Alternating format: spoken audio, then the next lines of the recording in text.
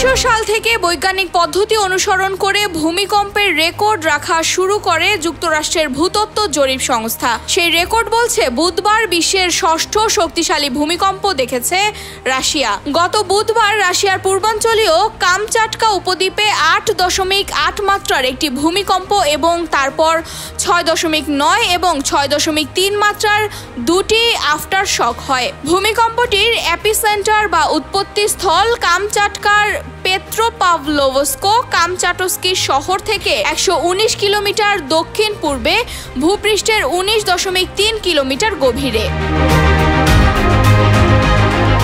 এক বিবৃতিতে ইউএসজিএস জানিয়েছে শক্তি ও ধ্বংস ক্ষমতার বিবেচনায় কামচাটকার এই ভূমিকম্প বিশ্বের ইতিহাসে ষষ্ঠ। এর আগে 2010 সালে চিলিতে এবং 1906 সালে ইকুয়েডরে এই মাত্রার ভূমিকম্প হয়েছিল। যুক্তরাষ্ট্রের হাওয়াই অঙ্গরাজ্যের ইউনিভার্সিটি অব হাওয়াইয়ের সহকারী অধ্যাপক ডক্টর হেলেন জেনিস জেইউস্কি ইউএসজিএস এর এই তথ্যের সত্যতা স্বীকার করেছেন। বিবিসিকে তিনি বলেন, আমাদের রেকর্ড বলছে ইতিহাসের সবচেয়ে বিধ্বংসী ভূমিকম্পটি হয়েছিল চিলিতে বিওবিও অঞ্চলে। 1960 সালে চিলির বিওবিও অঞ্চলে হওয়া সেই ভূমিকম্পের মাত্রা ছিল 9.5।